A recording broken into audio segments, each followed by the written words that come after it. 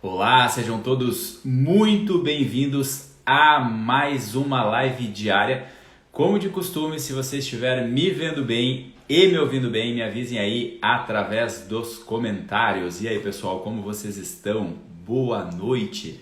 Domingo, chegamos então a mais uma live fora do nosso horário tradicional de segunda a sexta, que é 6 horas da manhã. Hoje, domingo, estamos realizando a nossa live aqui exatamente às 20 horas e 21 minutos. Dali Thiago, presente na área, obrigado por confirmar aí que está tudo certo, obrigado pela presença. Então, hoje do que a gente vai falar? Isso, deixa eu dizer uma coisa, né, que eu estava observando hoje. Chegamos à nossa live número 52. São 52 dias seguidos aqui no Instagram. E o que isso representa? Hoje eu estava pensando sobre isso, né?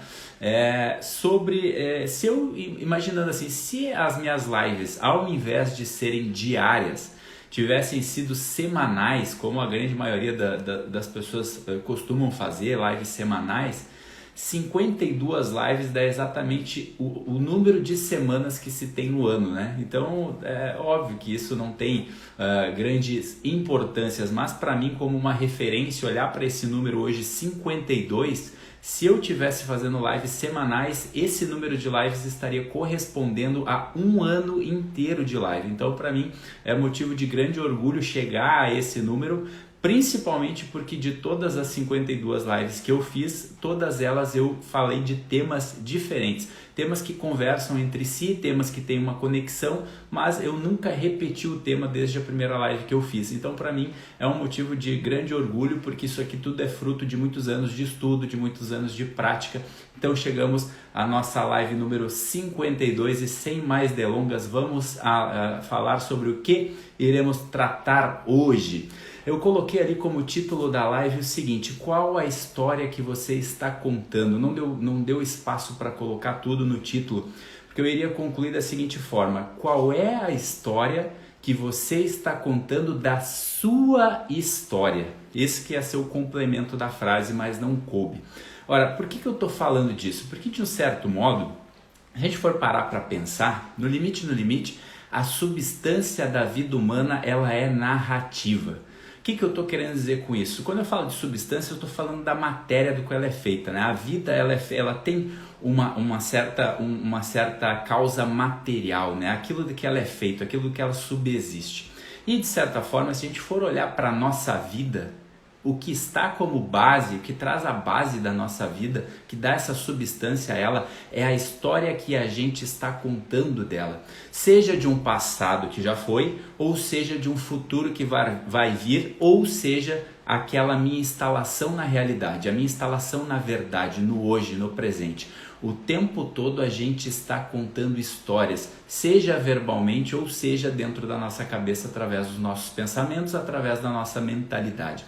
Então, se a substância da vida humana ela é narrativa, prestar atenção na história que a gente está contando é extremamente importante para a qualidade das nossas vidas, né? Então, eu vou elaborar aqui de uma forma muito bem estruturada para que a gente não só possa refletir sobre isso, mas que a gente também possa fazer os ajustes necessários nessa nossa narrativa, nessa nossa história, para que essa qualidade de vida possa ser colocada, possa ser trazida de um modo muito efetivo, né? Então vamos pensar o seguinte, né? Se a substância da vida humana é narrativa e o que importa é a história que a gente está contando da nossa história, a gente pode pensar da seguinte forma, né? Se eu fosse olhar para o meu passado, o passado ele traz um elemento que se chama memória, né? Passado vem junto de memória, são as memórias que eu trago. Não é muito raro a gente ver inúmeras pessoas por aí, e às vezes esse sou eu, às vezes esse é você também, que fica contando histórias que já passaram com muito lamento às vezes, né? Às vezes com coisas como teria sido se tivesse acontecido de alguma forma. Ou então às vezes isso traz elementos de culpa. Poxa, eu não devia ter feito de determinada forma. Ou às vezes eu tô ali acreditando que se a minha história tivesse acontecido de uma outra forma, a minha vida seria melhor. Essa é uma das piores armadilhas que pode existir para que a gente não tenha a qualidade de vida no nosso momento presente. Quando eu fico olhando para minha história e fico contando coisas que sequer eu tenho como saber se são a verdade, se teria como ter acontecido de uma outra forma que não teria um resultado inferior ou superior ao resultado que eu tenho, eu caio em paranoias, eu caio em fetiches e eu não olho para a verdade, eu não olho para a realidade como ela é. Isso é uma das maiores confusões e uma das maiores tragédias da humanidade. Toda vez que eu estou na frente de um cliente que eu estou atendendo ele, a primeira função que eu me coloco naquele momento, além de com muita empatia escutar a história dele, eu me coloco na posição, em primeiro lugar, a posição que eu me coloco é a posição de um revisor de narrativas. Eu não sou somente uma plateia ali na frente do meu cliente, porque muitas vezes ele está ali buscando alguém que escute como se fosse uma plateia para validar o que ele está falando, para concordar quando ele fala que aquela outra pessoa é um imbecil e a vida dele não está boa por causa daquela outra pessoa, por culpa de outra pessoa, por culpa de um governo, ou por culpa do seu chefe, ou por culpa do seu marido ou da sua esposa que não lhe compreende. Naquele momento eu não sou uma plateia, eu sou um revisor de narrativas. O que é que essa pessoa está contando que está trazendo esse mau resultado na vida dele, ou essa afetação, ou esse sentimento, essa emoção que não está ajudando ele a ir para frente, ou talvez esse comportamento que não está ajudando ele também a fazer aquilo que precisa ser feito. Então, revisar como que está essa ordem narrativa da nossa vida, direcionada para as memórias que a gente tem no passado, é importantíssimo. Se não sabe o que acaba virando a nossa vida, a gente começa a se relacionar com memórias, e memórias elas não estão aqui no mundo real, no mundo concreto, no mundo material. Ora, uma pessoa que passa uma vida inteira se relacionando com memória, no fim das contas ela não sabe o que ela viveu. Ela olha para trás e diz: poxa, a minha vida foi só de memórias passadas. Isso vale pro que foi ruim, porque eu considero de ruim, e isso vale também para aquele famoso saudosismo. Quem aí não conhece gente que fica sempre falando do passado, das suas glórias que já viveu, e parece que não tem mais uma vida pela frente, parece que não tem mais uma vida presente. Porque quando eu era lá em 1900 e antigamente, porque eu era o cara, porque eu fiz e aconteci. Isso já foi, isso já passou, isso faz parte de boas lembranças, de boas memórias, sim, isso constitui também parte da tua história, mas ficar agarrado nisso, ficar preso nesse saudosismo também faz tu perder o que existe de mais precioso na tua vida, que é o momento presente, que é o tempo presente, que no fim das contas é a única coisa que a gente tem de verdade, é esse instante aqui. Imagina se eu iria conseguir abrir uma câmera para falar aqui com vocês, para me colocar em exposição, se eu ficasse pensando: mas já existiu um momento que não deu certo, eu acho que eu não nasci para isso. Ou se eu ficasse pensando no futuro: quem será que vai assistir? Mas será que vai chegar em mais pessoas? Isso é um delírio, isso é uma loucura, isso é um fetiche no fim das contas, de querer ter controle em algo que não é controlável. Então, por isso que é importante a gente entender qual é a ordem narrativa. Eu estou olhando para aquilo, estou falando a verdade. Entendo o seguinte também, para que não saia mal compreendido, né? Às vezes tem pessoas que falam muito por aí sobre a ressignificação, né? Eu sou uma pessoa que também, durante muito tempo, estudei um pouco dessa ferramenta de ressignificação, e ela é muito útil. O problema é quando a gente usa isso de forma errada. Ressignificar, a gente precisa entender que é o seguinte: é muito mais sobre a forma que a gente está se relacionando com aquilo que aconteceu, e não ficar contando uma história que não é a verdade. Ou seja, se eu olho para uma traição e fico entendendo que ressignificar significa contar que aquilo ali não foi uma traição, eu estou só fazendo uma coisa: eu estou mentindo para mim mesmo, eu estou me iludindo, e eu estou com isso caindo em armadilhas futuras, porque se aquilo ali eu não tenho a capacidade de olhar para aquilo que aconteceu e afirmar realmente o que foi que aconteceu na verdade, aquilo ali se torna uma cilada para que no futuro eu acabe vivendo aquilo ali de novo. Por isso que colocar uma ordem narrativa na nossa vida em relação ao que já passou, em relação à memória, em relação ao passado, é importante estar instalado na verdade, olhar para aquilo que aconteceu e dizer: tá bom, foi isso que aconteceu na minha vida, foi exatamente assim, o fato foi esse. Pronto, agora acabou. Como que eu vou passar a me relacionar com isso daqui para frente? E aí eu consigo colocar ordem na minha vida, eu consigo ordenar as coisas, ordenar desde a minha inteligência, a minha vontade e as minhas paixões para agir no mundo com base nesse norte. Tá bom? Então até aqui eu falei em relação às coisas que já passaram, em relação às memórias, em relação ao passado. Porém, existe também a forma que a gente se relaciona com o nosso futuro, falando aqui como tempo cronológico, tá? Porque eu sou um defensor de que em termos de tempo psicológico, passado e futuro não existem. Tá? O que existe é um tempo cronológico. Ah, mas então se não existe futuro, eu não preciso planejar. Óbvio que tu vai planejar, mas em qual é o tempo que tu vai planejar? Ainda que tu planeje o teu futuro ele é planejado agora, no presente, não no futuro. Né? Ah, mas então aquilo que já aconteceu no passado, que já foi, então se eu não pensar no passado, eu não trago aprendizados. O aprendizado que tu vai aplicar sobre o que já passou, ele é aplicado aonde? No presente. Então só existe um tempo psicológico, que é o presente. Quando eu vivo desvirtuado para o passado ou desvirtuado no futuro, viajando na maionese, pensando no que pode ser e no que pode não ser, eu perco o tempo presente. Então, quando a gente fala do futuro, assim como no passado eu estava falando sobre as memórias e a ordem narrativa que ela precisa ser construída ali, quando a gente olha para o futuro, assim como no passado existe a memória, no futuro a gente está se relacionando com o quê? Com a nossa imaginação. E aí, para que a nossa imaginação possa ser frutífera, para que a nossa imaginação ela possa realmente construir uma vida com essa substância que eu estava falando, ela requer uma ordem moral. Entenda que às vezes essa palavrinha causa calafrios, né? Algumas pessoas, já vem falar de moralismo. Entenda o seguinte, moral é uma coisa, moralismo é outra. Um dia a gente faz uma live só para falar isso. Moralismo é aquela pessoa que vive apontando o dedo e criticando que o que o outro faz é inferior. Não é disso que eu estou falando. Ordem moral é quando eu estou falando o seguinte: eu sei o que é o bem, eu sei o que é o correto, eu sei o que é justo, eu sei o que é verdadeiro.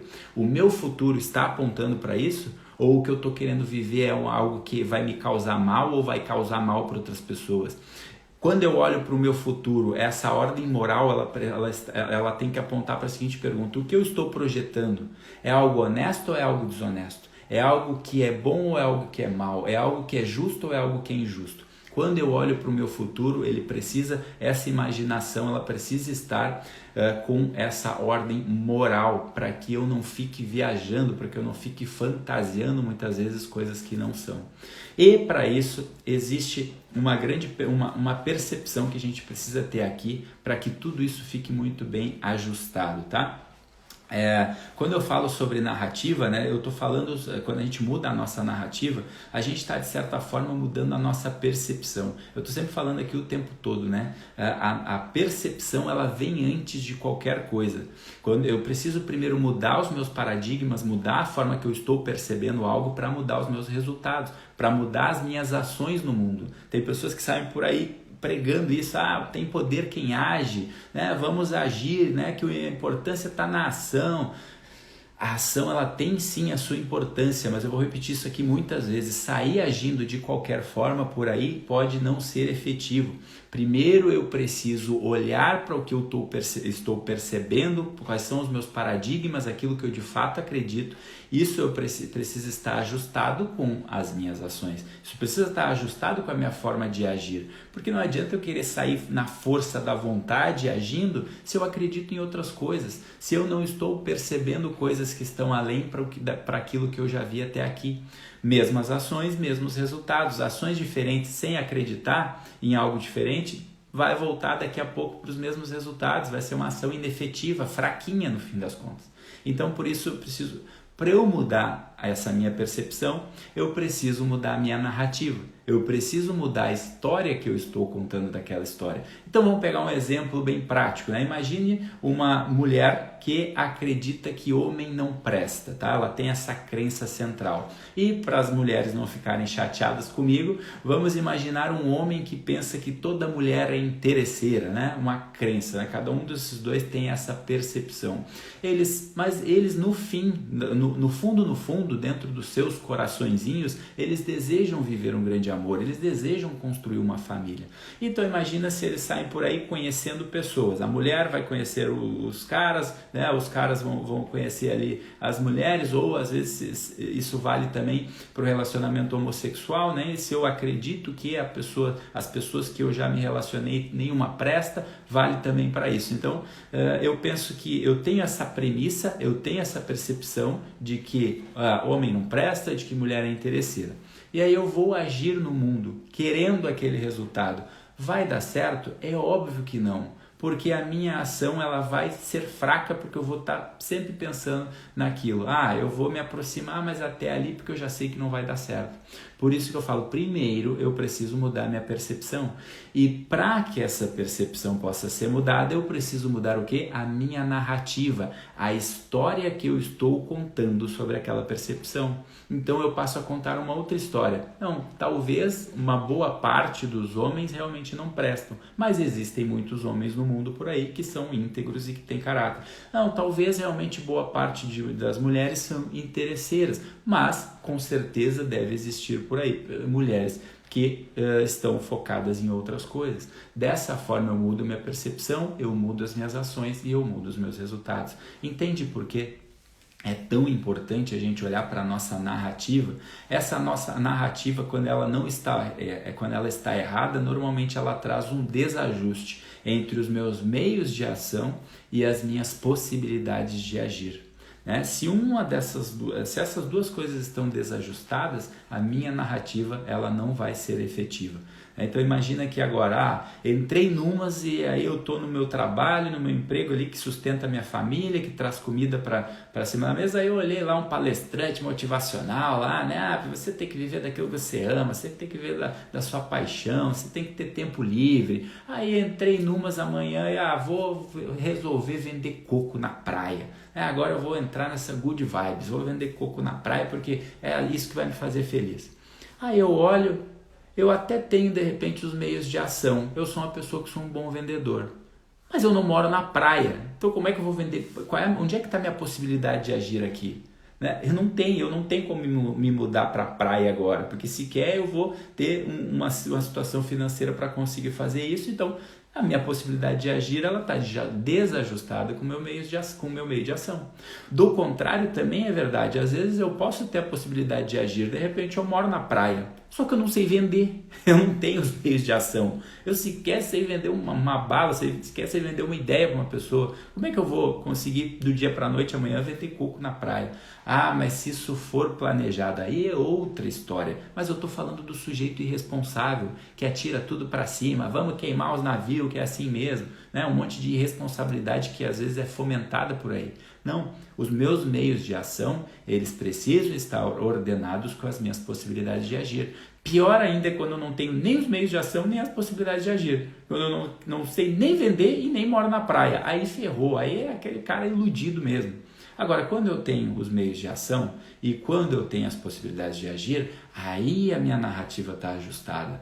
Aí a vida começa a fazer sentido, né? E aí eu começo a construir uma história que tem substância. Uma vida que tem essa substância da qual eu falava no começo da história. O nosso sistema de pensamento ele funciona através da linguagem. E a nossa mente é uma máquina de construir narrativas. Então, a questão é, se a gente quer criar a nossa realidade, se queremos destinos diferentes, por que a gente fica contando a mesma história sempre? Se a gente conta sempre as mesmas histórias, a gente vai obter sempre os mesmos destinos. Então, para a gente poder ilustrar, eu vou contar uma historinha aqui, né? Uma metáfora sobre formas de contar história, né? Imagina vocês que uma pessoa chegou lá num cara que estava lá construindo uma obra, e essa obra era a Catedral de Notre Dame. Ele chega para uma pessoa e pergunta: o que você está fazendo? E esse pedreiro responde: eu estou aqui assentando tijolos, eu estou aqui colocando cimento e colocando tijolo um em cima do outro. E ele chega para o outro e pergunta: o que você está fazendo? E ele responde: eu estou construindo uma daquelas que será uma das maiores maravilhas do mundo. Qual é a diferença? Aqui, nesse momento, estamos falando de coisas subjetivas. Nesse momento não tem ninguém distorcendo a realidade. Só que uma pessoa conta uma história nada com propósito, zero propósito. Ela está ali fazendo uma coisa todo santo dia, sequer ela sabe por que ela está fazendo aquilo ali. Óbvio que a qualidade de vida dela vai ser inferior àquela outra pessoa que está conseguindo enxergar um propósito naquilo que ela está fazendo. Então, para aquilo que é objetivo, a gente precisa estar instalado na realidade. Para aquilo que cabe uma subjetividade, que vai dar esse sentido para a minha vida, aí sim a gente pode entender que a melhor história a ser contada é aquela que aponta para o bem. Lembra quando eu falei? Passado é memória, requer ordem narrativa. Futuro é imaginação, requer uma ordem moral. E moral é aquilo que tem a ver com o que é bom, com o que é belo, com o que é justo, com o que é verdadeiro. Então, por isso, a importância de contarmos a nossa história. Existe uma crônica do Luiz Fernando Veríssimo que eu gosto muito. Ele é um cara muito engraçado, a gente ri muito com as histórias dele. E aí uma vez ele estava contando que ele estava, nessa crônica dele, ele estava sentado num bar. E esse bar se chamava Imaginário.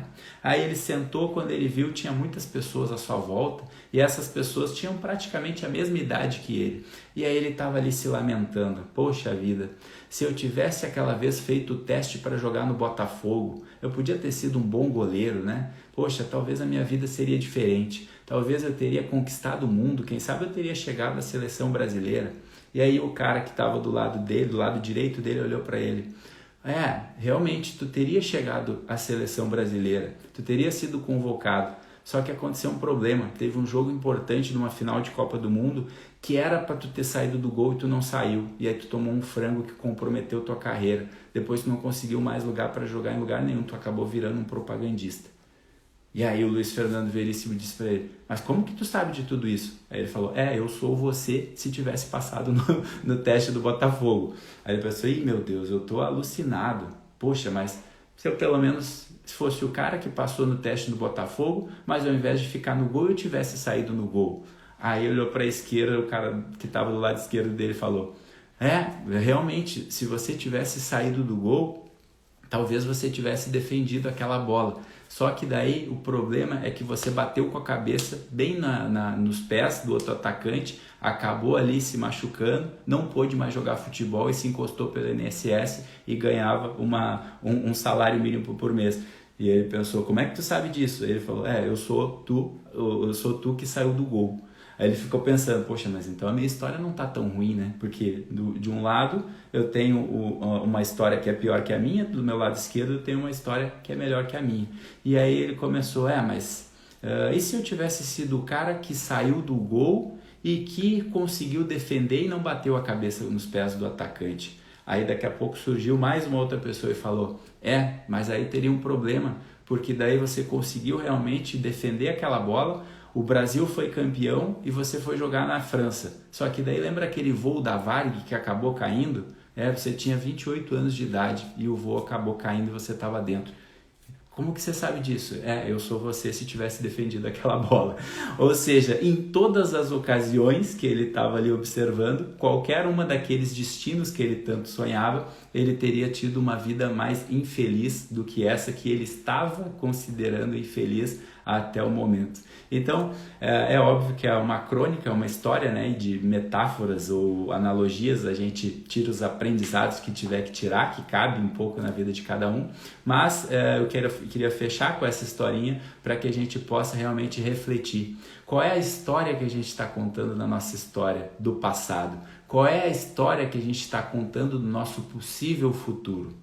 A gente ordenar isso dentro do nosso sistema de pensamento, dentro da nossa mentalidade, faz com que a gente tenha uma melhor qualidade de vida. Não fica distorcendo, não fica querendo controlar aquilo que tu não tem controle e não fica se culpando por aquilo que já passou, sequer tu sabe como que teria sido a tua vida se aquilo ali não tivesse acontecido. Aprenda sim, extrai aprendizados do que já passou para que tu não cometa as mesmas falhas no momento presente e também projete um futuro onde exista essa ordem moral, essa busca pelo que é bom, essa busca pelo que é justo, pelo que é nobre, pelo que é verdadeiro.